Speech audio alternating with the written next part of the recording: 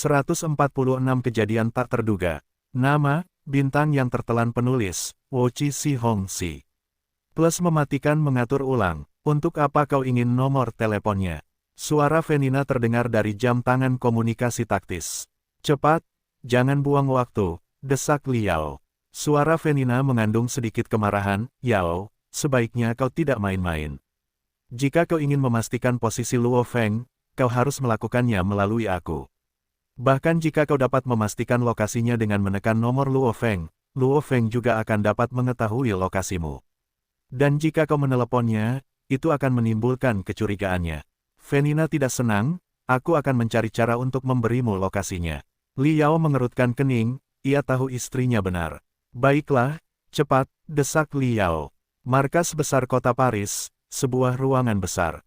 3 laptop dibuka pada saat yang sama, dan 2 pria dan 1 wanita masing-masing duduk di depan mereka.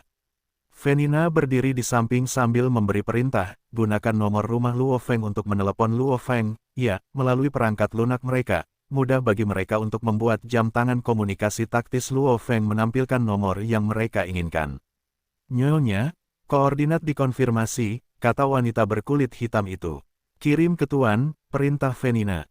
Liao, yang berdiri di tepi sungai, tidak dapat menahan diri untuk tidak mencibir saat melihat koordinat yang baru saja diterimanya, jadi dia hanya berjarak beberapa puluh kem dariku. Bagi dewa perang, beberapa puluh kem bukanlah apa-apa. Petarung seperti dewa perang, terutama yang kuat yang tubuhnya entah berapa kali lebih kuat dari berlian, memiliki kekuatan tinju ratusan ribu kek. Bahkan peluru yang ditembakkan dari senapan runduk tidak dapat menembus kulit mereka. Organisme tingkat lanjut seperti mereka, jelas merupakan senjata manusia yang menimbulkan ancaman lebih besar daripada seluruh pasukan. Wus, seperti kilat, dia mengejar ke arah posisi Luo Feng. Saat dia mengejar, Luo Feng juga maju di bawah air. Dengan tingkat kebugaran dewa perang pemula Luo Feng, dia bisa menahan napas di bawah air selama hampir setengah jam. Bahkan orang normal dapat menahan napas di bawah air selama beberapa menit, jadi wajar jika Luo Feng mampu bertahan selama setengah jam. Jam tangan komunikasi taktisku bergetar. Luo Feng melirik jam tangan komunikasi taktisnya dengan bingung. Ini adalah jam tangan komunikasi taktis yang disertakan dengan seragam tempur seri ke-9 miliknya. Kedap air hanyalah fungsi kecil, layar menunjukkan bahwa panggilan ini dari rumah. Itu tidak benar, aku bahkan tidak memberikan nomor telepon baruku kepada keluargaku. Luo Feng bingung. Luo Feng menggunakan nomor telepon baru ini sebagai umpan untuk menangkap pasangan Vulture Scorpion, jadi dia tidak memberitahu anggota keluarganya. Dia berkomunikasi dengan keluarganya melalui telepon seluler yang dibelinya. Orang tuaku adalah orang biasa. Jika mereka ingin menghubungiku, mereka tinggal menelepon telepon selulerku. Bagaimana mereka bisa melalui begitu banyak langkah untuk mendapatkan nomorku dari kamp pelatihan elit dan kemudian meneleponku? Luo Feng jelas bahwa tidak sulit bagi orang lain untuk mendapatkan nomor telepon tertentu untuk ditampilkan pada layar jam tangan komunikasi taktis. Mencoba menemukanku melalui nomor teleponku. Maaf, Luo Feng menyeringai dan menekan tombol mati. Dia menahannya bip. Jam tangan komunikasi taktis langsung mati. Untuk mencegah orang lain menelepon nomornya untuk mengetahui lokasinya, ada 2 cara. 1. Buang jam tangan komunikasi taktis dan pisahkan dari pengguna. Mereka dapat menemukan posisi jam tangan komunikasi taktis, tetapi bukan posisi pemiliknya. 2. Keluarkan baterainya atau matikan. Matikan. Setelah mati, jam tangan komunikasi taktis itu hanya sepotong logam. Di tepi sungai. Koordinat. Aku bertanya padamu, di mana koordinatnya? Liao tidak bisa menahan diri untuk tidak meraung, wajahnya galak. Layar jam tangan komunikasi taktis menunjukkan Fenina saat dia menggelengkan kepalanya. Yao, Luo Feng itu sudah berubah, apa maksudmu? Mata Liao tampak seperti akan menyemburkan api. Tidak dapat menemukan Luo Feng lagi, Fenina menggelengkan kepalanya. Liao mengepalkan tangannya dengan marah, tidak dapat menemukan. Dia buru-buru menyeberangi puluhan ribu kem dari Eropa dengan sekelompok orang dan, tepat ketika dia tiba, anak buahnya dibunuh oleh Luo Feng.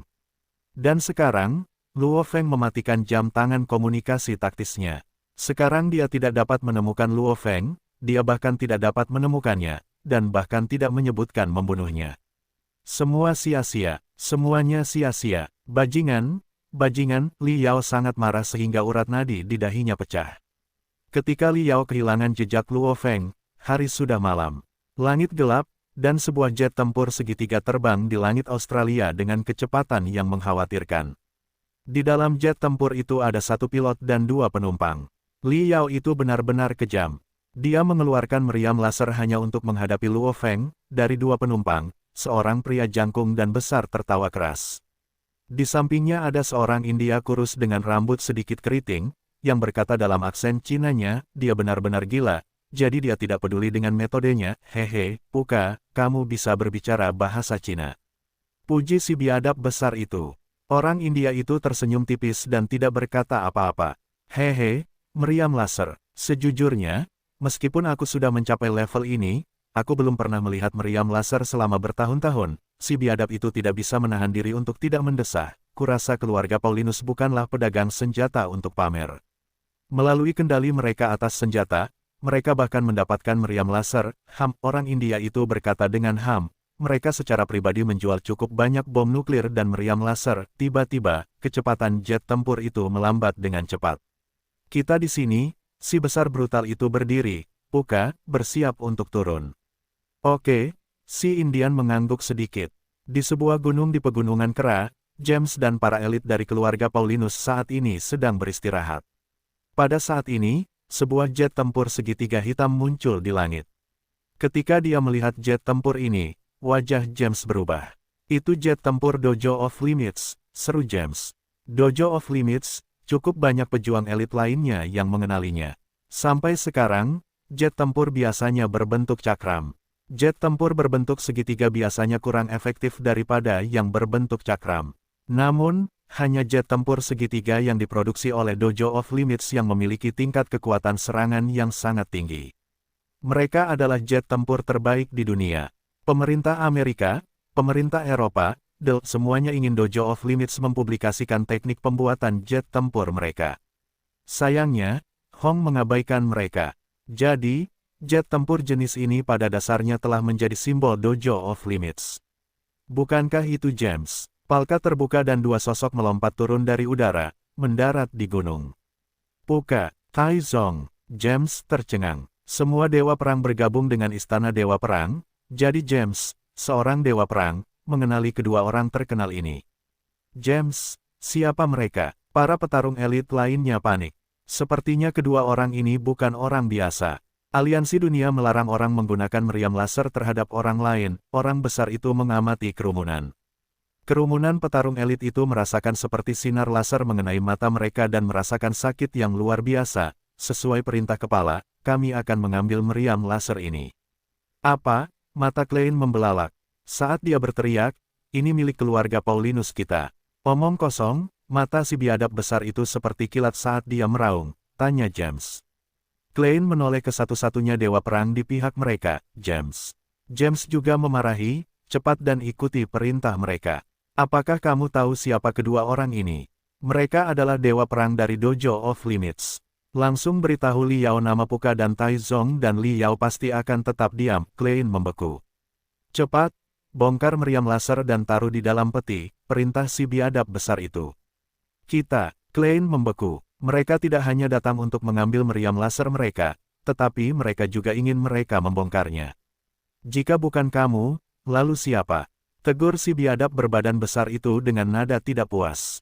Bahkan James pun membantu para lawan, jadi Klein dan kelompoknya tidak punya pilihan selain menuruti tuntutan mereka. Pada saat yang sama, mereka segera menghubungi Li Yao mengenai hal ini. Li Yao, yang perutnya dipenuhi amarah karena dia tidak dapat menemukan Luo Feng, menerima telepon dari Klein. Tuan, meriam laser telah diambil oleh dua orang bernama Puka dan Taizong. Setelah mendengar kalimat pertama, Li Yao hendak mulai mengumpat, tetapi setelah mendengar kalimat kedua, umpatan yang setengah keluar dari tenggorokannya ditelan kembali dengan paksa. Namun, wajahnya memerah karena marah. Puka dan Taizong, pasukan khusus Dojo of Limits, dan dipimpin oleh Kapten Skuadron Puka. Sebagai dewa perang tingkat lanjut yang sudah berpengalaman, Li Yao benar-benar tidak peduli dengan kekuatan Taizong. Namun, Puka, pejuang jenius dari India yang lulus dalam 3 besar kamp pelatihan elit. Sebagai seorang jenius yang juga memiliki perangkat dewa hitam, ia memiliki keterampilan dan kekuatan yang luar biasa dan bahkan merupakan salah satu murid Hong. Liao bahkan telah bertarung dengan Puka 2 kali di ruang virtual, dan ia kalah 2 kali.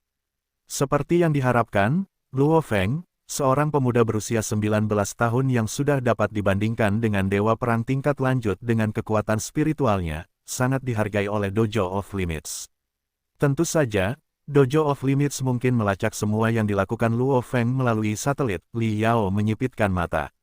Ia mengetahui bahwa aku membawa meriam laser dan bersiap untuk membunuh Luo Feng dengan itu, yang sama sekali tidak akan membantu Luo Feng berlatih. Sebagai tanggapan, mereka langsung mengirim pasukan khusus mereka untuk mengambilnya. Sialan, menggunakanku sebagai alat untuk mengasah Luo Feng. Liao berdiri di sana tanpa bergerak, tetapi matanya mengerikan. Seperti burung nasar yang telah kelaparan selama 10 hari, dia didorong ke ambang kegilaan. Anakku, meninggal. Anakku satu-satunya meninggal, dan mereka ingin menggunakan aku sebagai alat. Haha, Hong, lihat saja, aku akan membuatmu menyesali keputusan ini. Kata burung nasar Liao dengan suara rendah. Setelah itu, dia menuju ke sungai. Dia, Liao, tidak akan menyerah pada misinya untuk membunuh Luo Feng. Setelah mematikan jam tangan komunikasi taktisnya, Luo Feng dengan santai maju di sungai. Sesekali, dia akan menjulurkan kepalanya di atas permukaan untuk bernapas sebentar, lalu terus maju di dalam air. Dia tidak terburu-buru, Luo Feng tiba di tujuannya pada malam hari, sebuah danau yang luasnya sekitar 100 km persegi, danau itu megah, dan suara aneh sesekali terdengar dari air. Saat ini, Luo Feng meletakkan kakinya di perisainya saat dia melayang di atas permukaan danau. Dia memperhatikan bagian tengah danau dengan wajah terkejut, bagaimana ini bisa terjadi. Danau di depannya tertutupi kabut yang tak berujung. Semakin dekat ke tengah, semakin tebal kabutnya. Bahkan dengan penglihatan dewa perang, seseorang hampir tidak dapat melihat lebih. Dari 100 meter, bagian yang aneh adalah, kabut di tepi danau tipis, dan tidak ada kabut sama sekali di tanah di sekitarnya. Tempat apa ini? Luo Feng merasakan tekanan yang tak terlihat, kutukan yang setengah keluar dari tenggorokannya ditelan paksa kembali ke dalam dirinya sendiri. Namun, wajahnya ungu karena marah, Puka dan Taizong. Pasukan khusus Dojo of Limits, dan dipimpin oleh Kapten Skuadron Puka. Sebagai dewa perang tingkat lanjut veteran, Liao benar-benar tidak peduli dengan kekuatan Taizong. Namun, Puka, pejuang jenius India yang lulus dalam 3 besar kamp pelatihan elit. Sebagai seorang jenius yang juga memiliki set dewa hitam, ia memiliki keterampilan dan kekuatan yang luar biasa dan bahkan merupakan salah satu murid Hong. Liao bahkan pernah bertarung dengan Puka 2 kali di dunia maya, dan dia kalah 2 kali. Seperti yang diharapkan, Luo Feng, seorang pemuda berusia 19 tahun yang sudah bisa dibandingkan dengan dewa perang tingkat lanjut dengan kekuatan spiritualnya, sangat dihargai oleh Dojo of Limits. Tentu saja, Dojo of Limits mungkin melacak semua yang dilakukan Luo Feng melalui satelit. Liao menyipitkan matanya. Dia tahu bahwa aku membawa meriam laser dan bersiap untuk membunuh Luo Feng dengan itu, yang sama sekali tidak akan membantu Luo Feng berlatih. Sebagai tanggapan, mereka langsung mengirim pasukan khusus mereka untuk mengambilnya. Sial, menggunakanku sebagai alat untuk mengasah Luo Feng. Liao berdiri di sana tak bergerak, tetapi matanya mengerikan. Seolah-olah seekor burung nasar yang telah kelaparan selama 10 hari, dia didorong ke ambang kegilaan. Anakku, meninggal. Anakku satu-satunya meninggal, dan mereka ingin menggunakan aku sebagai alat. Haha, Hong, lihat saja, aku akan membuatmu menyesali keputusan ini. Kata burung nasar Liao dengan rendah. Setelah itu, dia menuju ke sungai. Dia, Liao, tidak akan menyerah untuk membunuh Luo Feng. Setelah mematikan jam tangan komunikasi taktisnya, Luo Feng dengan santai maju ke sungai. Sesekali, dia akan menjulurkan kepalanya ke atas permukaan untuk bernapas sebentar, lalu terus maju ke dalam air. Dia tidak terburu-buru. Luo Feng tiba di tujuannya pada malam hari, sebuah danau yang luasnya sekitar 100 km persegi. Danau itu sangat besar, dan sesekali terdengar suara aneh dari air. Saat ini, Luo Feng meletakkan kakinya di perisainya saat dia melayang di atas permukaan danau. Dia memperhatikan bagian tengah danau dengan wajah terkejut, bagaimana ini bisa terjadi. Danau ini, Danau di depannya tertutupi kabut yang tak berujung. Semakin dekat ke bagian tengah, semakin tebal kabutnya. Bahkan dengan penglihatan Dewa Perang, seseorang hampir tidak dapat melihat lebih dari 100 meter. Bagian yang aneh adalah, kabut di tepi danau tipis, dan tidak ada kabut sama sekali di tanah di sekitarnya. Tempat apa ini? Luo Feng merasakan tekanan tak terlihat, kutukan yang setengah keluar dari tenggorokannya ditelan paksa kembali ke dalam dirinya sendiri. Namun, wajahnya ungu karena marah, Puka dan Taizong. Pasukan khusus Dojo of Limits. Dan dipimpin oleh Kapten Skuadron Puka. Sebagai dewa perang tingkat lanjut veteran, Li Yao benar-benar tidak peduli dengan kekuatan Taizong. Namun, Puka, pejuang jenius India yang lulus dalam 3 besar kamp pelatihan elit. Sebagai seorang jenius yang juga memiliki set Dewa Hitam, ia memiliki keterampilan dan kekuatan yang luar biasa dan bahkan merupakan salah satu murid Hong. Li Yao bahkan pernah bertarung dengan Puka 2 kali di dunia maya, dan dia kalah 2 kali. Seperti yang diharapkan, Luo Feng, seorang pemuda berusia 19 tahun yang sudah bisa dibandingkan dengan dewa perang tingkat lanjut dengan kekuatan spiritualnya, sangat dihargai oleh Dojo of Limits.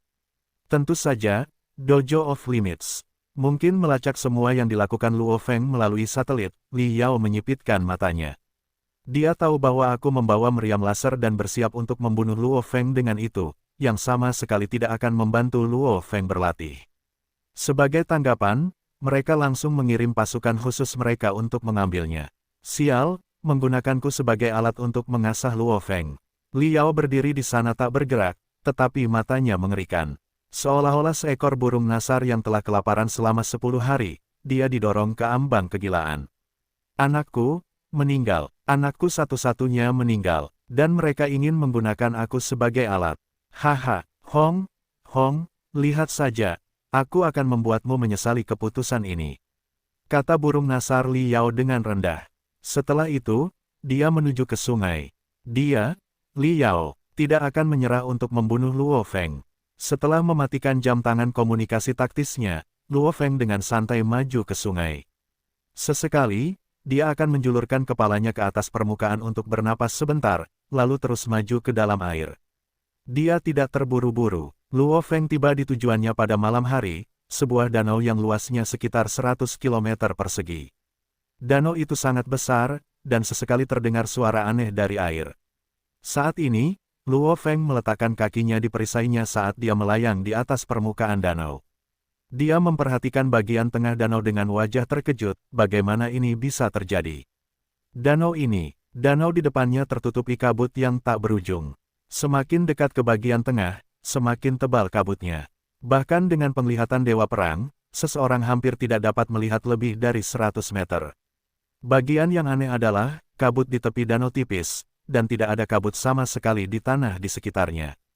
Tempat apa ini? Luo Feng merasakan tekanan tak terlihat, petarung jenius dari India yang lulus dalam 3 besar kamp pelatihan elit. Sebagai seorang jenius yang juga memiliki perangkat Dewa Hitam, ia memiliki keterampilan dan kekuatan yang luar biasa dan bahkan merupakan salah satu murid Hong. Li Yao bahkan telah bertarung dengan Puka 2 kali di ruang virtual, dan ia kalah 2 kali. Seperti yang diharapkan, Luo Feng, seorang pemuda berusia 19 tahun yang sudah dapat dibandingkan dengan dewa perang tingkat lanjut dengan kekuatan spiritualnya, sangat dihargai oleh Dojo of Limits. Tentu saja, Dojo of Limits mungkin melacak semua yang dilakukan Luo Feng melalui satelit. Li Yao menyipitkan mata. Ia mengetahui bahwa aku membawa meriam laser dan bersiap untuk membunuh Luo Feng dengan itu, yang sama sekali tidak akan membantu Luo Feng berlatih. Sebagai tanggapan, mereka langsung mengirim pasukan khusus mereka untuk mengambilnya. Sial, menggunakanku sebagai alat untuk mengasah Luo Feng. Li Yao berdiri di sana tanpa bergerak, tetapi matanya mengerikan. Seperti burung nasar yang sudah kelaparan selama 10 hari, ia didorong ke ambang kegilaan. Anakku, meninggal. Anakku satu-satunya meninggal, dan mereka ingin menggunakan aku sebagai alat. Haha, Hong, lihat saja. Aku akan membuatmu menyesali keputusan ini. Kata burung nasar Li Yao dengan suara rendah. Setelah itu, ia menuju ke sungai.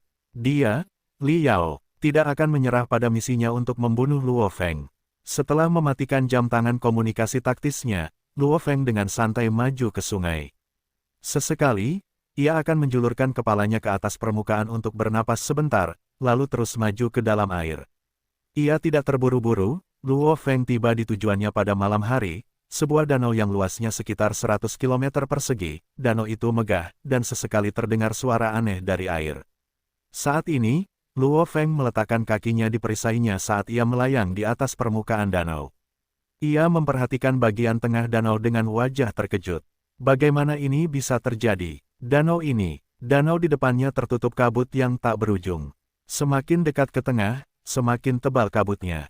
Bahkan dengan penglihatan dewa perang, seseorang hampir tidak dapat melihat lebih dari 100 meter. Bagian yang aneh adalah, kabut di tepi danau tipis, dan tidak ada kabut sama sekali di tanah di sekitarnya. Tempat apa ini? Luo Feng merasakan tekanan yang tak terlihat, petarung jenius dari India yang lulus dalam 3 besar kamp pelatihan elit. Sebagai seorang jenius yang juga memiliki perangkat dewa hitam, ia memiliki keterampilan dan kekuatan yang luar biasa dan bahkan merupakan salah satu murid Hong. Liao bahkan telah bertarung dengan Puka 2 kali di ruang virtual, dan ia kalah 2 kali. Seperti yang diharapkan, Luo Feng, seorang pemuda berusia 19 tahun yang sudah dapat dibandingkan dengan dewa perang tingkat lanjut dengan kekuatan spiritualnya, sangat dihargai oleh Dojo of Limits. Tentu saja, Dojo of Limits mungkin melacak semua yang dilakukan Luo Feng melalui satelit. Liao menyipitkan mata. Ia mengetahui bahwa aku membawa meriam laser dan bersiap untuk membunuh Luo Feng dengan itu, yang sama sekali tidak akan membantu Luo Feng berlatih. Sebagai tanggapan, mereka langsung mengirim pasukan khusus mereka untuk mengambilnya. Sial, menggunakanku sebagai alat untuk mengasah Luo Feng. Liao berdiri di sana tanpa bergerak, tetapi matanya mengerikan. Seperti burung nasar yang sudah kelaparan selama 10 hari, ia didorong ke ambang kegilaan. Anakku, meninggal. Anakku satu-satunya meninggal, dan mereka ingin menggunakan aku sebagai alat. Haha, Hong, lihat saja. Aku akan membuatmu menyesali keputusan ini. Kata burung nasar Liao dengan suara rendah. Setelah itu, ia menuju ke sungai. Dia, Liao, tidak akan menyerah pada misinya untuk membunuh Luo Feng. Setelah mematikan jam tangan komunikasi taktisnya, Luo Feng dengan santai maju ke sungai. Sesekali, ia akan menjulurkan kepalanya ke atas permukaan untuk bernapas sebentar, lalu terus maju ke dalam air. Ia tidak terburu-buru. Luo Feng tiba di tujuannya pada malam hari, sebuah danau yang luasnya sekitar 100 km persegi. Danau itu megah, dan sesekali terdengar suara aneh dari air. Saat ini, Luo Feng meletakkan kakinya di perisainya saat ia melayang di atas permukaan danau. Ia memperhatikan bagian tengah danau dengan wajah terkejut, bagaimana ini bisa terjadi. Danau di depannya tertutup kabut yang tak berujung. Semakin dekat ke tengah, semakin tebal kabutnya. Bahkan dengan penglihatan dewa perang, seseorang hampir tidak dapat melihat lebih dari 100 meter. Bagian yang aneh adalah, kabut di tepi danau tipis, dan tidak ada kabut sama sekali di tanah di sekitarnya. Tempat apa ini? Luo Feng merasakan tekanan yang tak terlihat. Mereka langsung mengirim pasukan khusus mereka untuk mengambilnya. Sialan, menggunakanku sebagai alat untuk mengasah Luo Feng. Liao berdiri di sana tanpa bergerak, tetapi matanya mengerikan. Seperti burung nasar yang telah kelaparan selama 10 hari, dia didorong ke ambang kegilaan. Anakku, meninggal. Anakku satu-satunya meninggal, dan mereka ingin menggunakan aku sebagai alat. Haha, Hong, lihat saja, aku akan membuatmu menyesali keputusan ini. Kata burung nasar Liao dengan suara rendah. Setelah itu, dia menuju ke sungai. Dia, Liao, tidak akan menyerah pada misinya untuk membunuh Luo Feng. Setelah mematikan jam tangan komunikasi taktisnya, Luo Feng dengan santai maju di sungai.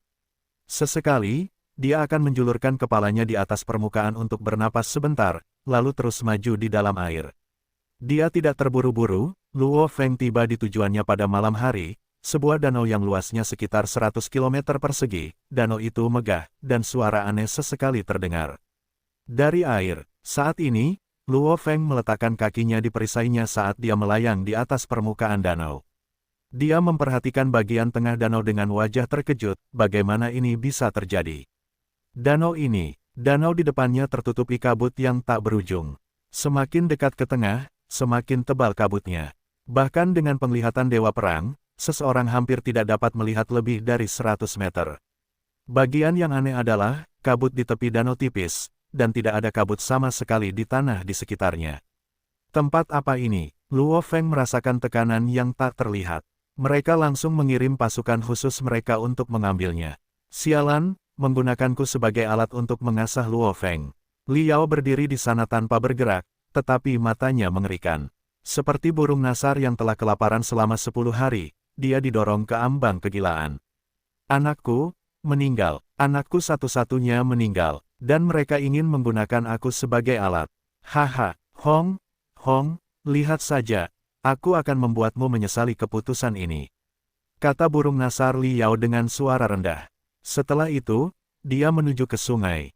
Dia, Liao, tidak akan menyerah pada misinya untuk membunuh Luo Feng.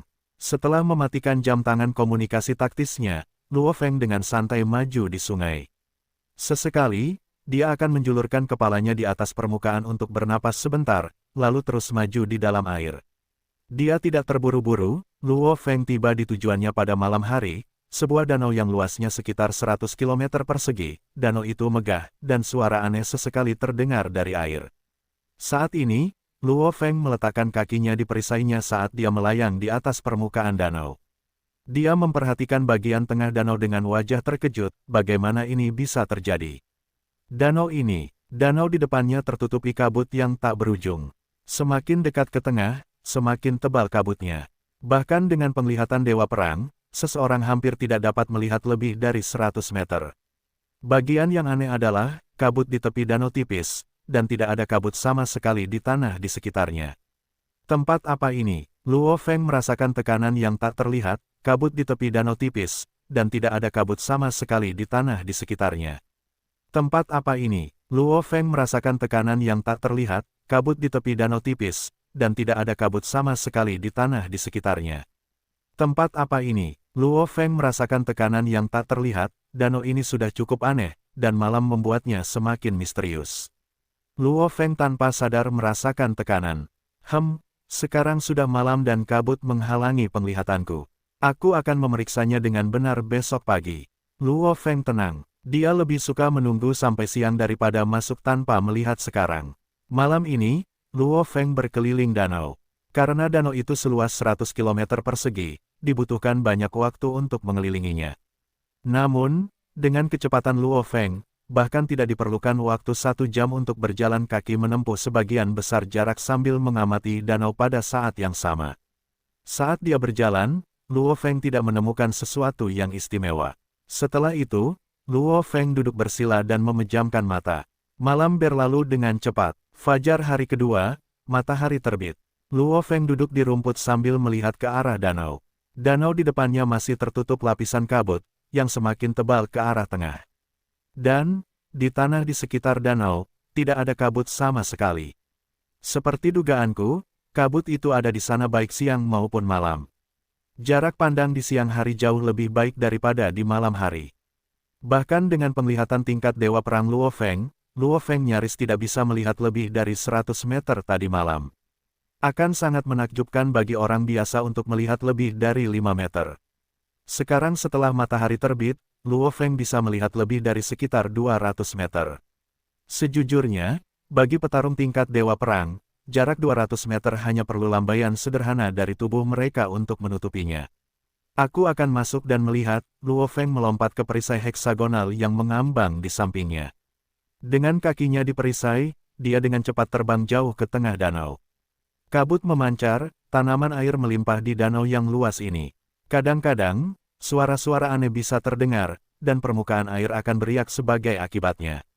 Mata manusia tidak bisa melihat di bawah permukaan danau. Seperti yang kau harapkan dari sebuah danau seluas 100 km persegi, pasti ada banyak monster tipe air di sini, pikir Luo Feng dalam hati. Sungai selebar tempat ia melangkah maju sebelumnya pasti tidak bisa menjadi rumah bagi monster tipe air yang kuat, jadi Luo Feng bisa dengan mudah menyelami air. Namun untuk danau besar seperti ini, sulit untuk mengatakannya, dan monster tipe air dikenal sulit dihadapi, karena laut adalah surganya mereka. Laut yang luas melahirkan banyak monster aneh, namun kuat. Jadi bahkan Dewa Perang tidak mau melaut, dan tidak akan dengan mudah memasuki danau besar seperti ini. Wus, Luo Feng dengan cepat terbang maju, menyebabkan turbulensi di air danau di bawahnya. Hiss! Sebuah cahaya biru besar yang terbuat dari listrik menyala dengan ganas. Hiss! Cahaya biru yang padat langsung menerangi area danau. Cahaya biru itu melengkung seperti ular. Luo Feng, yang sama sekali tidak siap, benar-benar terkena cahaya yang padat itu setelah menghindari cahaya pertama. Bukan karena kemampuan menghindar Luo Feng tidak cukup baik, tetapi karena cahaya-cahaya ini melengkung bebas di udara tanpa urutan sama sekali. Tidak bagus, Luo Feng merasakan seluruh tubuhnya mati rasa dan pikirannya menjadi goyah. Tubuhnya mulai jatuh dari udara. Waktu yang dibutuhkannya untuk jatuh cukup lama, seorang dewa perang bisa bergerak lebih cepat. Sekitar 2 detik diperlukan untuk jatuh dari ketinggian 20 meter. Luo Feng terkejut. Ketika hanya ada jarak 6 hingga 7 meter yang tersisa antara dia dan danau di bawahnya, lolongan monster aneh bisa terdengar. Pada saat yang sama, monster berbentuk silinder panjang dengan sisik hijau dengan ganas melompat keluar dari air. Listrik melingkari sisik monster-monster ini, dan beberapa dari mereka memiliki tanduk di kepala mereka. Monster-monster itu membuka mulut mereka lebar-lebar saat mereka keluar dari air. Keluar, teriak Luo Feng. 6 cahaya kematian meledak dengan Luo Feng sebagai pusatnya. Wus, wus, wus. 6 pisau lempar itu langsung melesat melintasi gerombolan monster air. Mereka bahkan berputar-putar, menembus banyak monster. Semua monster itu menjerit kesakitan, dan monster yang cukup beruntung untuk bertahan hidup semuanya mengeluarkan aliran listrik karena marah. Wus! Namun, sambil mengendalikan pisau lempar itu, Luo Feng berdiri di perisai di sampingnya dan dengan cepat terbang kembali. Untungnya, serangan monster air ini tidak terorganisir seperti sebelumnya, yang memungkinkan Luo Feng melarikan diri. Phew! Hampir mati di sini. Setelah terbang hingga jarak 50 meter di atas danau, Luo Feng mendapati dahi dan punggungnya basah oleh keringat dingin. Dia pernah berada dalam situasi sulit sebelumnya dan bahkan berani bertarung melawan monster pemimpin gerombolan tingkat tinggi di depan, tetapi dia tidak menyangka dia akan hampir mati di sini. Jika dia bangun agak siang, monster-monster itu pasti akan mengunyah kepalanya. Monster tipe air tipe belut. Belut listrik kawat baja. Belut listrik bertanduk. Dengan sekilas pandang, dia menemukan berbagai monster tipe belut di bawahnya. Ada lebih dari 100 monster tipe ikan yang dapat mengeluarkan listrik di dunia ini. Namun, monster membentuk gerombolan, jadi gerombolan monster yang menyerang Luo Feng adalah gerombolan monster tipe air tipe belut listrik. Monster yang dapat mengeluarkan listrik selalu ditakuti oleh para petarung manusia. Monster tipe air yang kuat yang mampu mengeluarkan listrik, terutama ketika mereka melakukannya bersama-sama, dapat langsung melumpuhkan dewa perang yang kuat. Ketika mereka pingsan, bahkan dewa perang tidak dapat berbuat apa-apa terhadap belut listrik. Mereka tidak bisa berbuat apa-apa. Aku harus berhati-hati. Ada jutaan jenis monster yang berbeda, dan banyak dari mereka memiliki kemampuan khusus. Aku mungkin akan kehilangan nyawaku jika aku tidak berhati-hati. Luo Feng terbang hingga ketinggian 50 meter dan kemudian dengan hati-hati terbang ke depan. Saat terbang, dia bisa mendengar segala macam suara aneh yang berasal dari danau. Jelas, ada banyak sekali monster di danau itu. Loongan gelombang. Sebuah lolongan mengerikan menggelegar di samping telinga Luo Feng. Pada saat yang sama, sebuah kekuatan yang luar biasa langsung mendarat di tubuh Luo Feng, menyebabkan Luo Feng jatuh tak berdaya. Sial, tidak percaya monster tipe air lainnya menyerangku. Luo Feng dengan putus asa mengendalikan kekuatan spiritualnya untuk membuat dirinya melayang. Namun tubuhnya jatuh tak berdaya.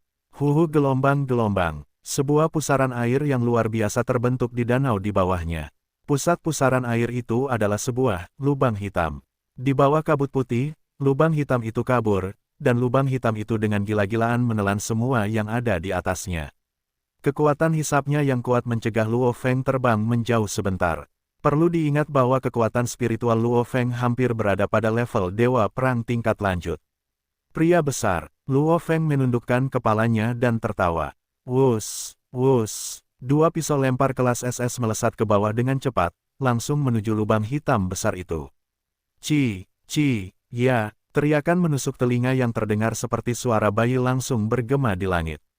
Suaranya sangat keras dan menusuk telinga, menyebabkan Luo Feng tanpa sadar menutup telinganya. Di air yang mengamuk di bawah, darah berwarna merah tua bercampur di dalamnya. Dan, lubang hitam, itu, dengan kekuatan hisapnya, benar-benar menghilang. Wus, wus, dua pisau lempar itu mendarat di saku Luo Feng di tengah udara. Sungguh monster yang kuat, pisau lemparku hanya berhasil menggores permukaan kulitnya sebelum terhalang oleh tulang-tulangnya. Luo Feng mengendalikan pisau lempar, jadi tentu saja dia tahu bahwa pisau lemparnya hanya melukai monster itu sedikit. Biasanya ia mengaum, tetapi saat terkejut, ia menangis seperti bayi. Kekuatan hisapnya mengejutkan. Monster air macam apa ini? Dari segi jumlah spesies, jumlah monster di darat hampir tidak sebanding dengan jumlah monster di laut. Ada lebih dari 10.000 spesies monster di darat. Orang bisa membayangkan berapa banyak monster air yang ada. Ditambah lagi, para petarung menghabiskan sebagian besar waktu mereka di darat. Akibatnya, Luo Feng, seperti petarung lainnya, tidak tahu banyak tentang monster air. Ia hanya tahu beberapa monster yang umum dan terkenal. Aku akan terus maju. Aku ingin melihat sendiri betapa anehnya danau ini, gumam Luo Feng pada dirinya sendiri. Namun, pada saat yang sama, 6 pisau lempar melayang di sekelilingnya. Ia juga terbang 30 meter lagi, mencapai ketinggian 80 meter. Akhirnya, Luo Feng mendarat di sebuah pantai. Akhirnya sampai di pulau di tengah, bola-bola keringat muncul di hidung Luo Feng. Ia cukup terkejut dalam perjalanannya. Selain pengalaman hampir mati akibat serangan gerombolan belut listrik, Luo Feng juga melihat dua monster air besar saling membunuh. Ia juga melihat seekor naga, yang panjangnya setidaknya 100 meter, sedang makan. Omong-omong, jumlah monster air yang kuat di danau ini sangat banyak. Aneh sekali, biasanya, akan sangat menakjubkan jika sebuah danau seluas sekitar 100 km persegi menjadi rumah bagi 2 atau 3 monster air yang kuat. Namun, danau ini, Luo Feng sudah melihat 7 atau 8 monster air yang sangat kuat dalam perjalanannya ke sini. Dan jangan sebutkan monster yang lebih kuat lagi yang bersembunyi di bawah. Kepadatan monster yang kuat itu terlalu besar. Ini bertentangan dengan akal sehat.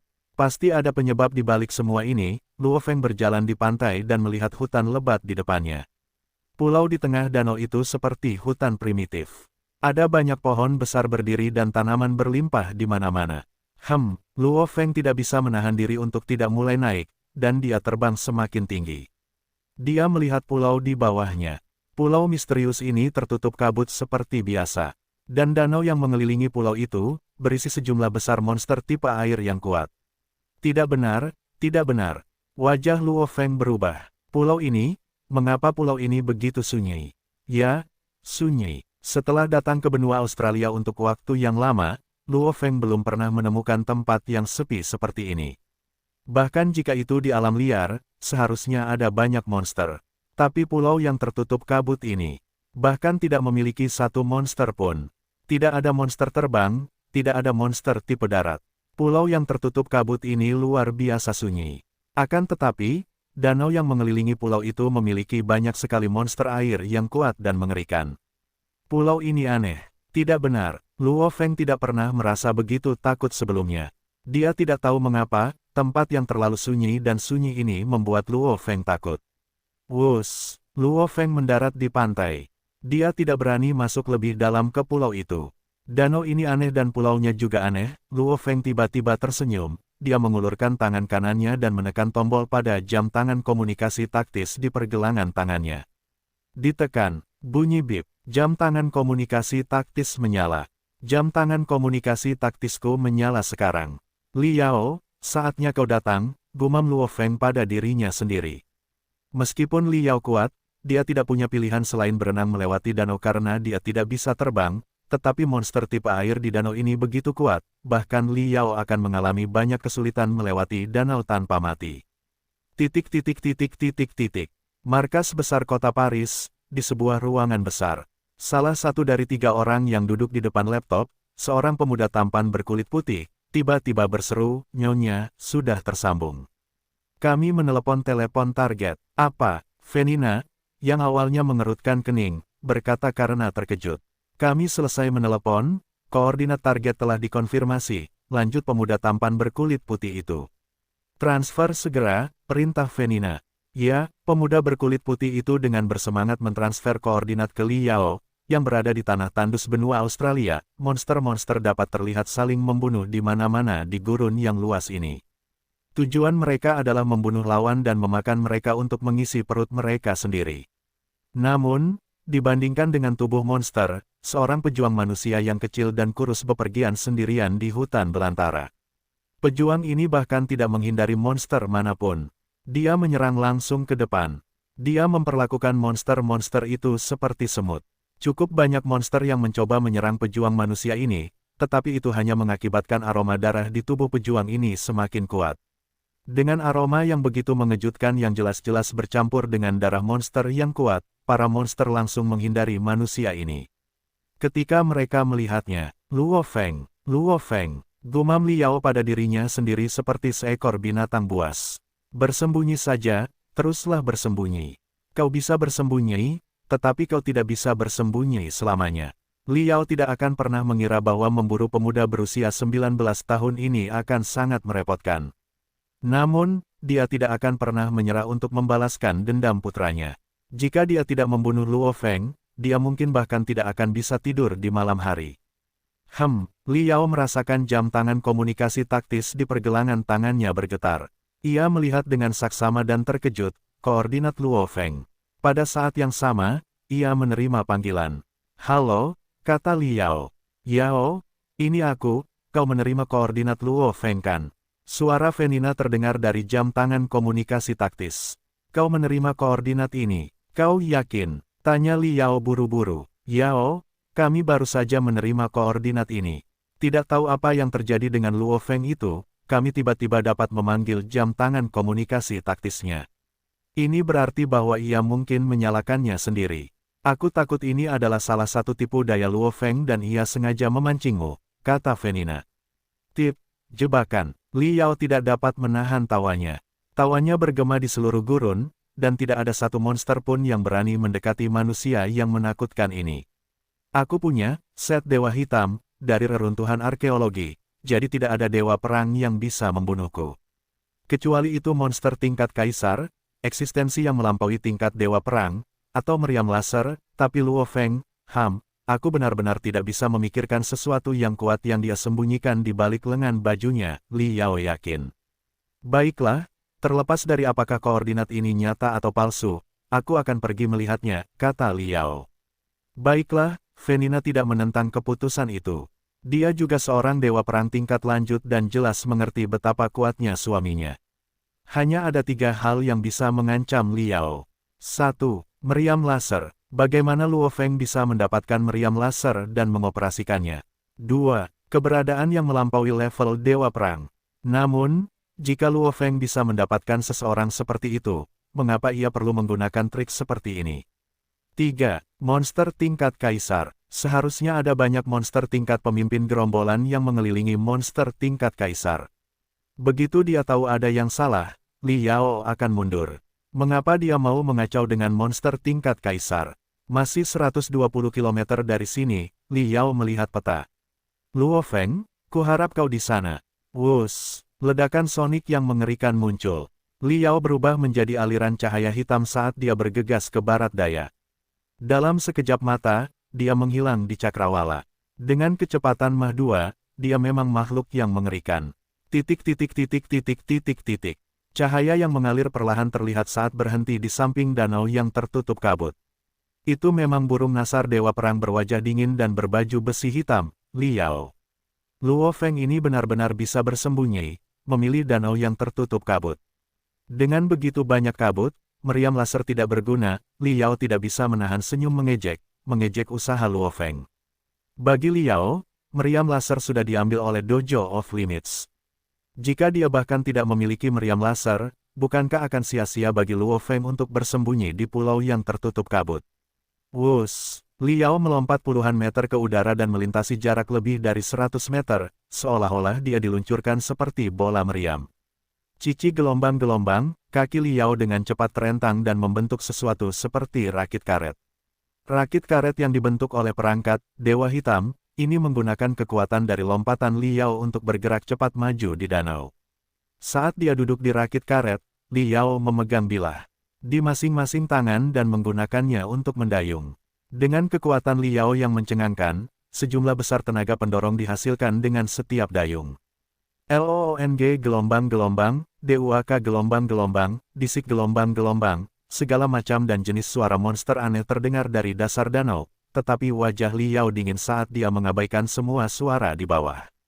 Untuk dewa perang tingkat lanjut, monster tipe air di sebagian besar danau sama sekali tidak mengancamnya. Sayangnya, Liao tidak tahu bahwa danau ini istimewa. Dengan kecepatan rakit karet yang luar biasa, ia bergerak cepat ke depan saat membelah air danau. Apa? Wajah Liao berubah drastis. Ia melihat makhluk besar berbentuk seperti ular silinder yang panjangnya lebih dari 30 meter dan ditutupi sisik ungu. Makhluk itu keluar dari danau seperti kilat, melengkung, dan menutupi rakit dengan ekornya yang bersisik ungu raksasa dalam 1/100 detik. Wus! Rakit karet di bawah kaki Liao menghilang dan, selain mata, mulut, dan hidungnya, seluruh tubuhnya terlindungi dengan baik oleh warna hitam. Liao menginjak ekor raksasa itu seperti kilat dan menggunakan kekuatan itu untuk melompat ke udara, ekor yang panjang sekali, dan kekuatannya mengerikan sekali. Serangan ini jelas memiliki kekuatan seperti pemimpin gerombolan tingkat tinggi. Ternyata ada monster tipe air yang begitu kuat di danau ini. Liao tercengang. Dan tepat pada saat Liao jatuh dari udara dan menyentuh permukaan air. HISS, kilatan listrik biru demi kilatan listrik biru melengkung seperti ular saat mereka langsung menutupi seluruh area. Kemampuan menghindar Liao di air lebih buruk daripada di darat, jadi dia tidak dapat menghindari serangan listrik. Untung saja set Dewa Hitamku benar-benar tahan terhadap listrik, dan tepat ketika Liao menghela napas lega. Cici gelombang-gelombang. Tali putih hampir seketika melilit dan menarik salah satu kakinya dengan tingkat kekuatan yang luar biasa. Tidak bagus, wajah Liao berubah drastis dan dengan suara cipratan, seluruh tubuh Liao tenggelam ke dalam danau. Di pantai yang berkabut, Luo Feng duduk bersila seperti patung. Cipratan gelombang-gelombang air dari danau sesekali menghantam pantai. Anehnya, tidak ada satupun monster tipe air yang berani merangkak naik ke pantai. Setelah beberapa saat, Luo Feng, yang duduk bersila dengan tenang, membuka matanya. Kenapa Liao masih belum ada di sini? Mungkinkah dia meninggal saat mencoba melewati danau?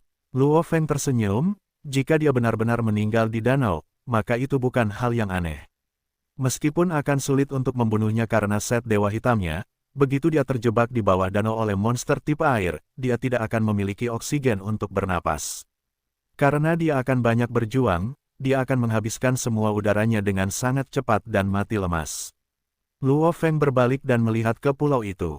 Hening, seluruh pulau itu sunyi. Hanya suara angin dan dedaunan yang terdengar.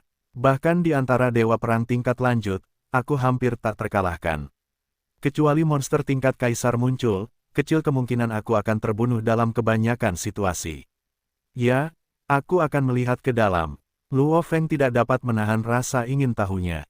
Dia juga cukup percaya diri dengan kekuatannya sendiri, jadi Luo Feng, sambil tetap waspada sebisa mungkin dengan perisai heksagonal dan bilah hantu di tangannya, dan juga siap mengendalikan pisau lemparnya kapan saja, dengan hati-hati memasuki pulau itu dan menghilang ke dalam kabut yang memancar saat dia memulai penjelajahannya.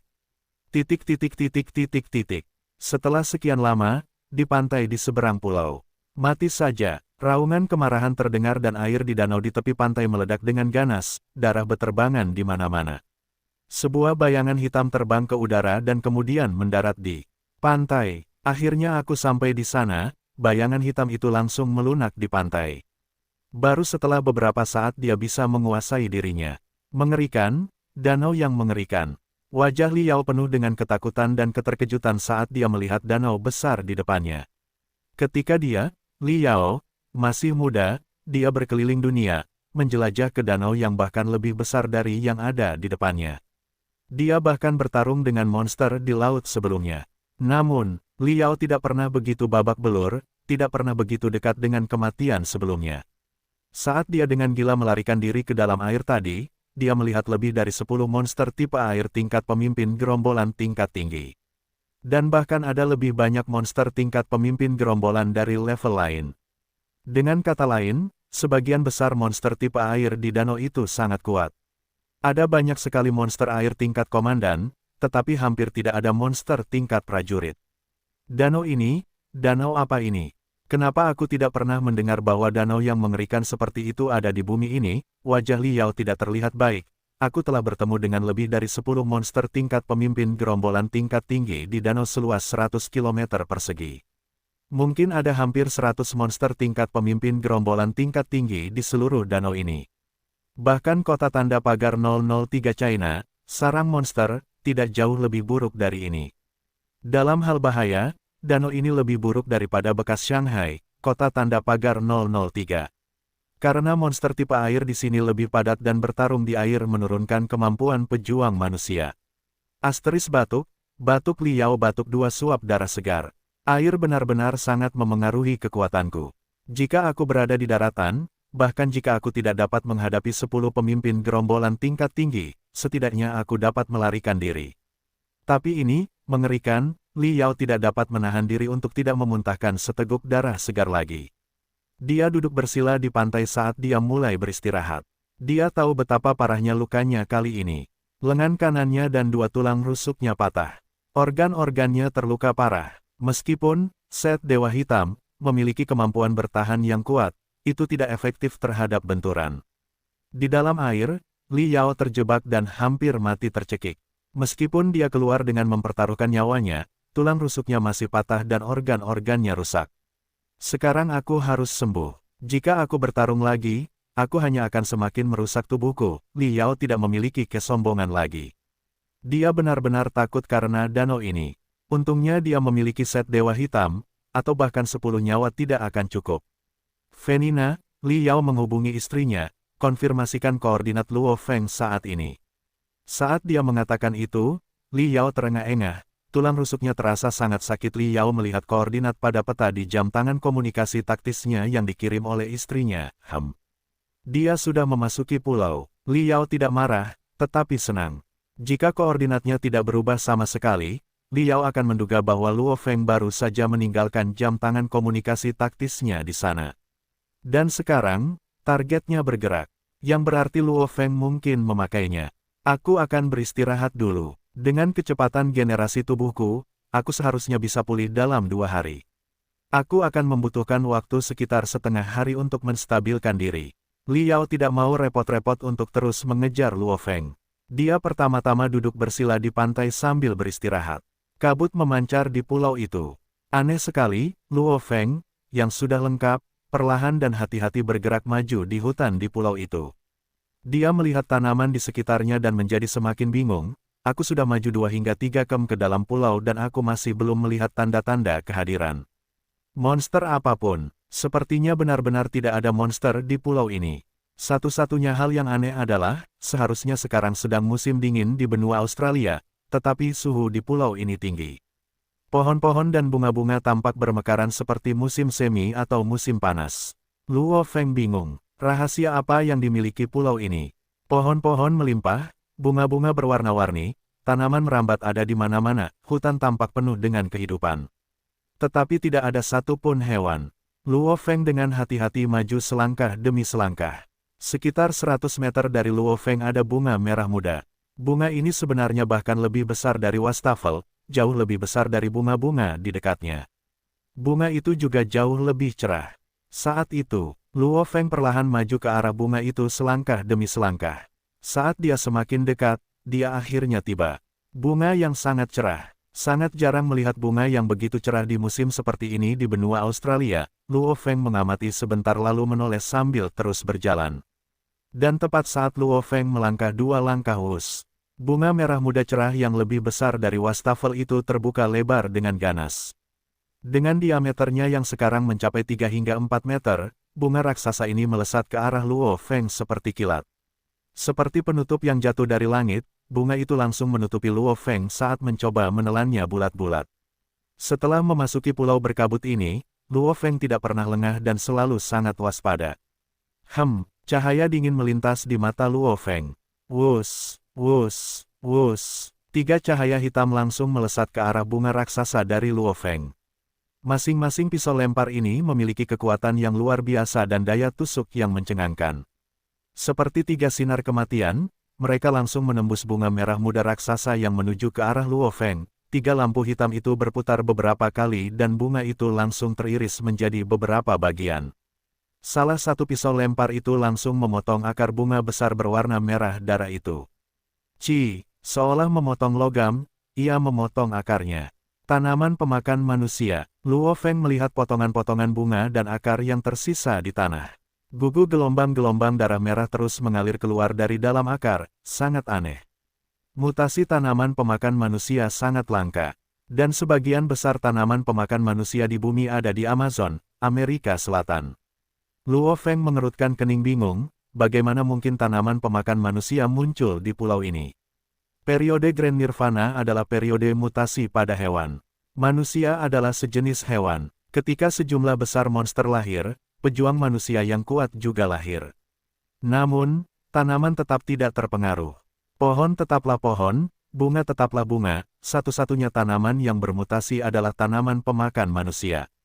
Sudah ada beberapa spesies tanaman pemakan manusia dan, setelah bermutasi, kini ada lebih dari beberapa lusin spesies. Karena tanaman pemakan manusia adalah satu-satunya tanaman yang bermutasi, banyak ilmuwan bahkan menyatakan tanaman pemakan manusia sebagai organisme istimewa. Aneh, tidak percaya tanaman pemakan manusia muncul di sini, Luo Feng menggelengkan kepalanya dan terus maju. Bagi seorang pembaca roh yang kuat seperti dia, tanaman pemakan manusia ini sama sekali tidak menimbulkan ancaman.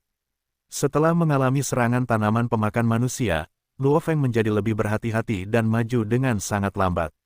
Namun, lambatnya ini relatif, dia masih berjalan jauh lebih cepat daripada orang normal. Setengah jam kemudian, pohon willow. Luo Feng melihat pohon willow di kejauhan dan tidak bisa menahan senyumnya. Banyak pohon di pulau ini yang langka, tetapi Luo Feng terlalu akrab dengan pohon willow. Untuk proyek penghijauan di jalan-jalan kota Yangzhou, pohon willow digunakan. Jadi Luo Feng senang melihat beberapa pohon willow. Mungkin karena tidak ada yang tinggal di sini dalam waktu yang sangat lama, pohon-pohon willow ini tumbuh hingga ketinggian yang menakjubkan. 1, 2, 3, 4, 9 totalnya. 9 pohon willow yang besar sekali. Luo Feng berjalan mendekat. 9 pohon willow di depannya memang sangat besar. Bahkan pohon willow yang paling tipis pun berdiameter sekitar 1 meter. Pohon willow yang paling tebal berdiameter 3 meter, jarang sekali menemukan satu pohon besar seperti ini. Karena tanaman di pulau ini melimpah, puluhan ribu cabang dari 9 pohon willow ini bergoyang tertiup angin. Hu gelombang 9 pohon willow super.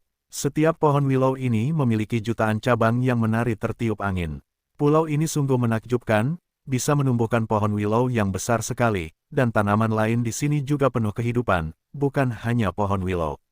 Meskipun sekarang sedang musim dingin, pohon-pohon di sini masih berdaun. Luo Feng merasa kagum.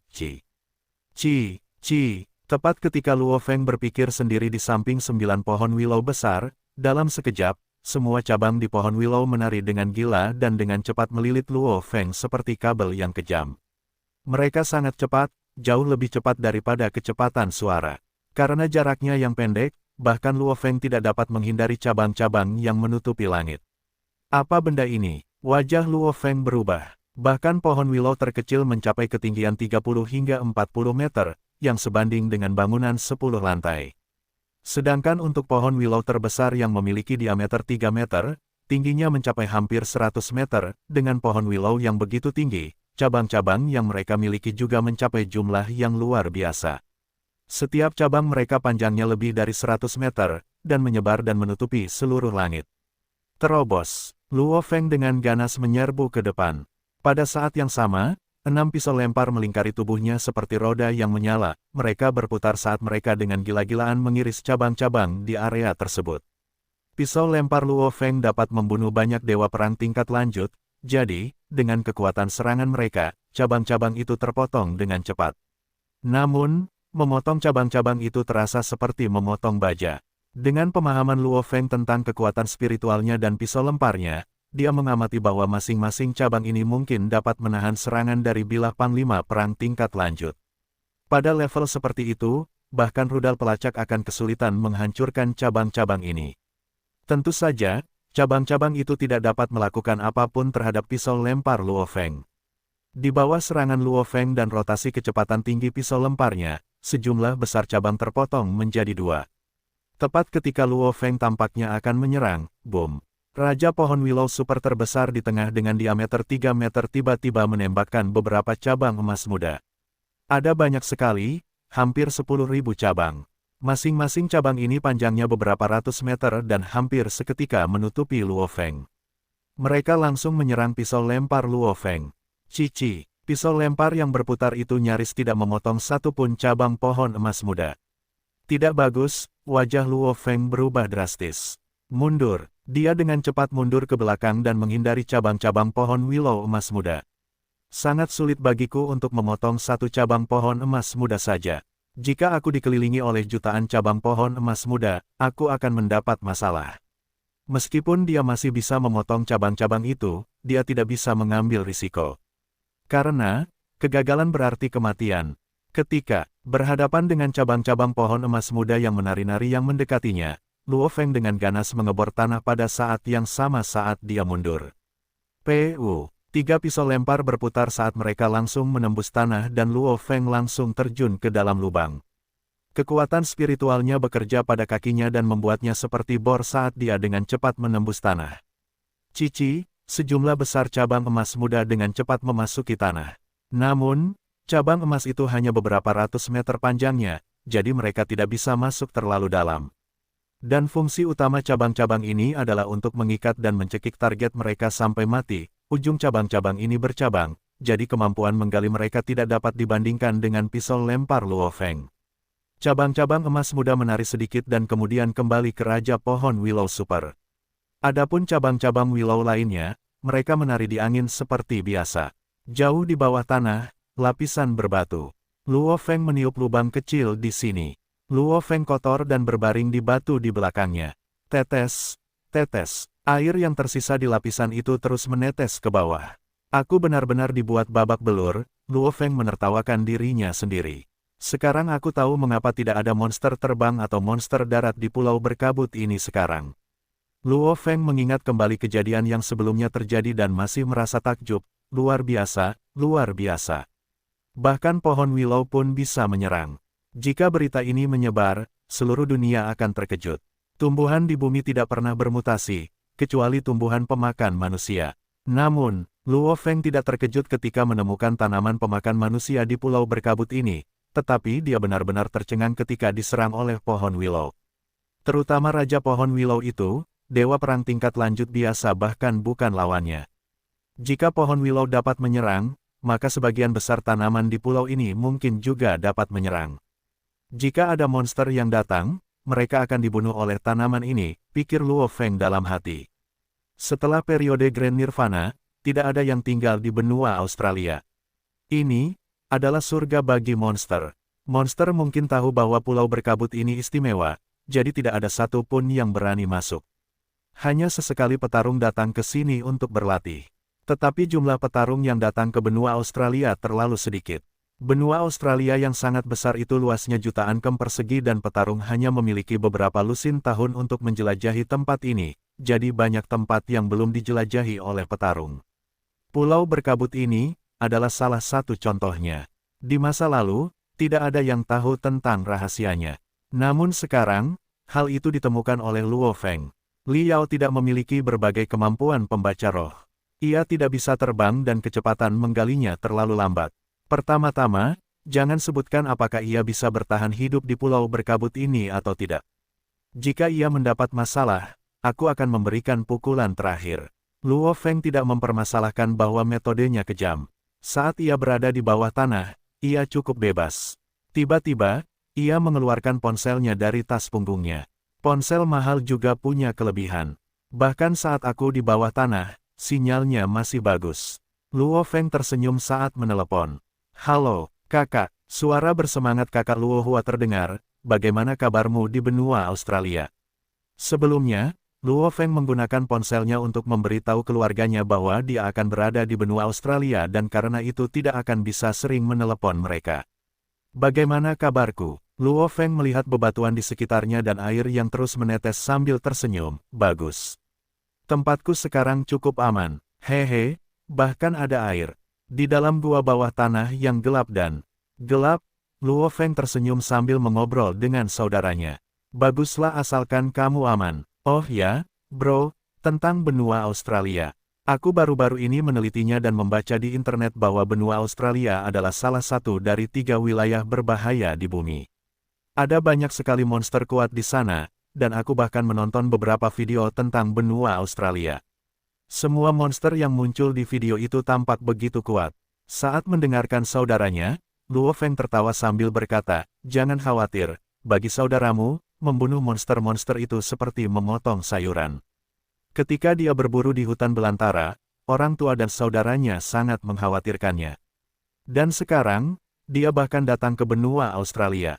Luo Feng tidak ingin keluarganya terlalu mengkhawatirkannya, jadi dia membuat dirinya terdengar sangat kuat. Tentu saja, namun, pada kenyataannya, monster-monster itu benar-benar seperti sayuran baginya. Luo Hua, bagaimana kabarmu dengan pacarmu akhir-akhir ini? Luo Feng mengikuti. Aku baik-baik saja, suara saudaranya yang terdengar dari telepon seluler terdengar agak tidak berdaya, aku hanya tidak bisa bertemu dengan Nan. Jangan terburu-buru, bersabarlah, hibur Luo Feng. Saudaranya juga tahu, aku tahu. Sebenarnya, Nan berada di bawah tekanan yang lebih besar daripada aku. Setelah Luo Hua jatuh ke danau, Luo Hua dan Nan mulai lebih menghargai perasaan satu sama lain daripada sebelumnya. Namun, satu hal tetap sama, orang tua Zen Nan masih melarang hubungan Zen Nan dan Luo Hua. Orang tua Zen Nan jelas tidak akan mengizinkan putri mereka menikah dengan seorang cacat yang hanya bisa duduk di kursi roda. Namun, Nan sangat menderita. Di satu sisi, dia harus mengikuti keinginan orang tuanya. Di sisi lain, dia harus menghibur Luo Hua. Dia takut Luo Hua akan melakukan sesuatu yang berbahaya lagi. Luo Hua, kata Luo Feng. Nada suara saudaranya agak rendah, karena masalah dengan Nan adalah penyebab kekhawatirannya. Akhir tahun ini, aku akan bisa mendapatkan ramuan kehidupan, kata Luo Feng. Sepanjang jalan di kota Jiangnan, sektor Mingyue kota Yangzhou. Saat ini, Luo Hua berada di kamarnya sendirian di kursi rodanya sambil berbicara dengan saudaranya di telepon. Apa? Luo Hua membeku. Akhir tahun ini, aku akan bisa membawa kembali ramuan kehidupan. Saat itu terjadi, kau akan bisa berdiri lagi. Luo Hua membeku. Bisa berdiri. Berdiri. Aku bisa berdiri lagi. Luo Hua tidak bisa menahan diri untuk tidak gemetar saat dia duduk di kursi rodanya. Wajahnya memerah dan dia menjadi sangat bersemangat saat dia berkata, "Bro, kamu bilang tahun ini. Bukankah kamu bilang bahwa ramuan kehidupan ini hanya muncul di pelelangan sesekali? Dan itu bukan sesuatu yang bisa kamu dapatkan hanya dengan uang. Sekarang kamu bisa mendapatkannya." Suara Luo Feng terdengar dari telepon. "Luo Hua, ramuan kehidupan tidak selangka yang kamu kira." Luo Hua membeku. Satu-satunya alasan mengapa ramuan kehidupan begitu langka adalah karena trik murahan yang digunakan oleh pemerintah Amerika. Jangan khawatir, aku pasti bisa mendapatkan ramuan kehidupan, suara Luo Feng penuh percaya diri, serahkan saja padaku. Trik murahan yang digunakan oleh pemerintah Amerika. Luo Hua tidak bisa berkata-kata. Amerika, itu adalah salah satu dari 5 negara di bumi, negara kuat yang sebanding dengan Tiongkok dan Rusia.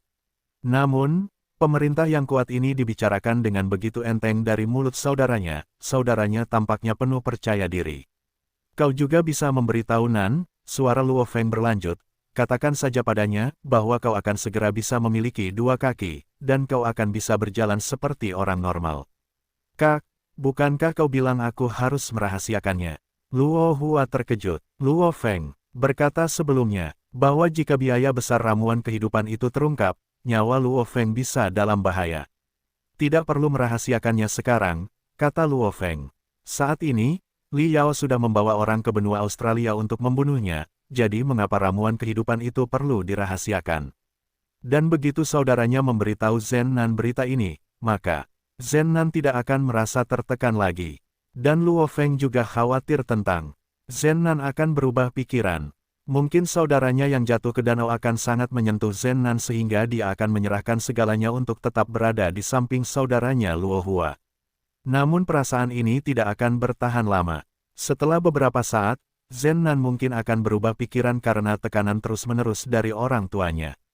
Tentu saja, ini hanya kemungkinan, tetapi Luo Feng tidak ingin hal seperti itu terjadi.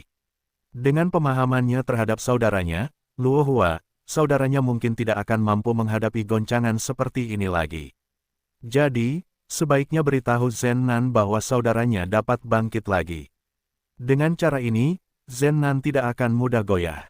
Sampai sekarang di Tiongkok, banyak gadis dari apartemen murah berharap untuk menikah dengan seseorang yang kaya, seseorang yang dapat membelikan rumah untuk mereka.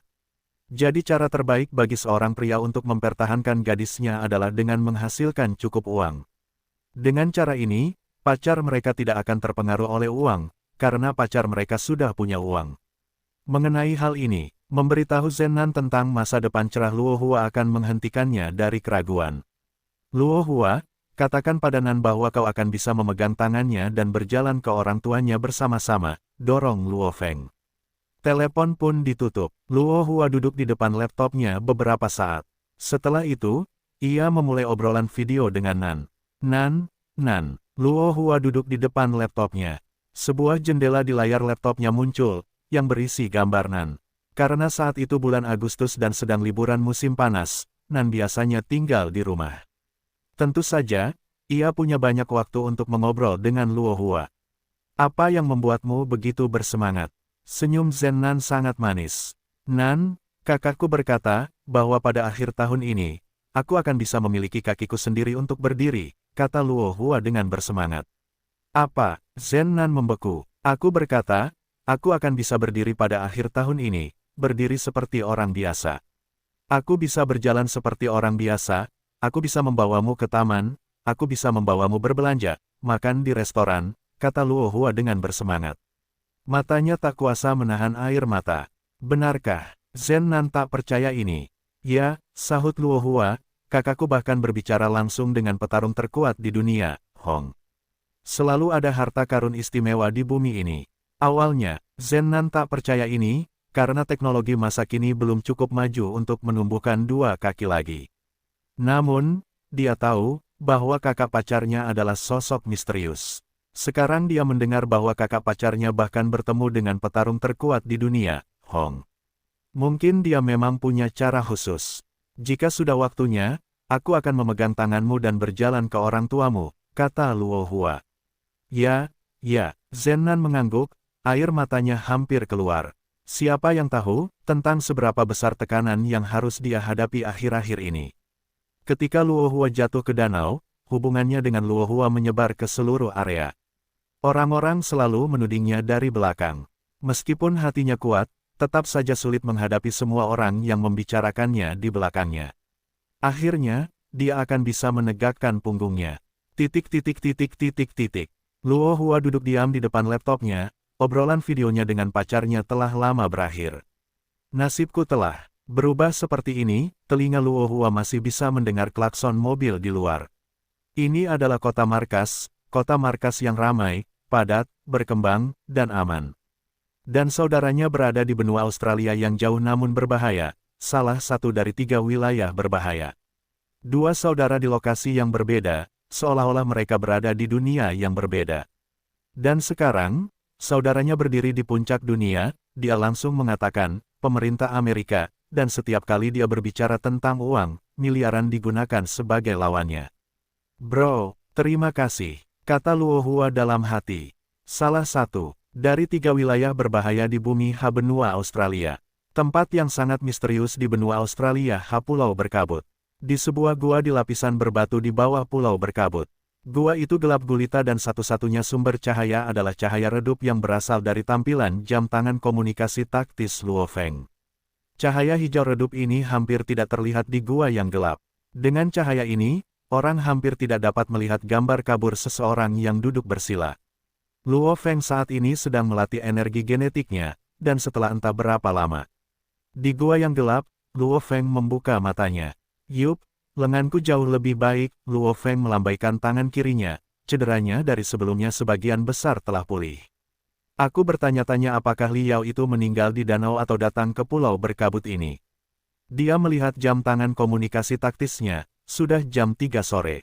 Aku akan naik dan melihatnya, aku tidak bisa tinggal di sini selamanya. Dengan pikiran Luo Feng, tiga cahaya yang mengalir langsung mulai berputar. Seolah-olah mereka menjadi bor, mereka langsung menembus bebatuan di atasnya. Luo Feng menyatukan kedua tangannya di atas kepalanya dan menyerbu ke atas. Cici gelombang-gelombang. Sampai sekarang, kulit Luo Feng bahkan lebih keras dari berlian. Dia baru saja melangkah ke tingkat kebugaran tubuh Dewa Perang tingkat pemula, jadi bahkan peluru penembus baju besi yang ditembakkan dari senapan runduk tidak dapat menembus kulitnya. Tangan Luo Feng bahkan lebih baik dari bor baja dan dengan 3 pisau lempar di depannya, menggali menjadi lebih mudah. Langsung ke atas. Tentu saja, Luo Feng sengaja mengambil jalan yang berbeda dari sebelumnya ketika dia menggali. Luo Feng tidak ingin diserang oleh Raja Pohon Willow tepat ketika dia menjulurkan kepalanya keluar dari tanah. Ah, suara kesakitan terdengar dari permukaan tanah. Tanah adalah media yang baik untuk suara dan Dewa Perang memiliki pendengaran yang luar biasa. Ini suara seseorang. Mata Luo Feng berbinar, ada orang di pulau berkabut ini. Li Yao. Luo Feng segera menghubungkan suara itu dengan Li Yao. Wus, Luo Feng, seperti biasa, tidak berani bergerak terlalu cepat. Semakin dekat dia ke permukaan, semakin dia melambat. Pada saat yang sama, kekuatan spiritualnya telah menyebar hingga radius 80 meter. Setelah itu, Luo Feng diam-diam menjulurkan kepalanya, yang kebetulan berada di tengah semak-semak. Luo Feng segera melihat Li Yao, yang sepenuhnya tertutupi warna hitam, di kejauhan. Sampai saat ini, wajah Li Yao pucat dan sedikit darah terlihat di sisi mulutnya. Namun, matanya penuh dengan cahaya. Pu. Li Yao batuk 2 kali dan mengeluarkan darah segar sambil menatap pohon willow terbesar di kejauhan. Ketika Luo Feng melihat ini, dia tidak bisa menahan diri untuk berpikir, sepertinya Li Yao telah mengalami bagian khusus dari pohon willow ini dan dipukuli. Ini aku, Venina, Li Yao berkata penuh semangat kepada jam tangan komunikasi taktisnya. Yao, ada apa? Tanya Venina. Kita telah menemukan emas, kita akan menjadi kaya. Saat ini, aku berada di sebuah pulau yang penuh dengan kekayaan dan harta karun yang tak terhitung jumlahnya. Aku telah menemukan lebih dari 12 roh alam. Li Yao tidak bisa menahan kegembiraannya.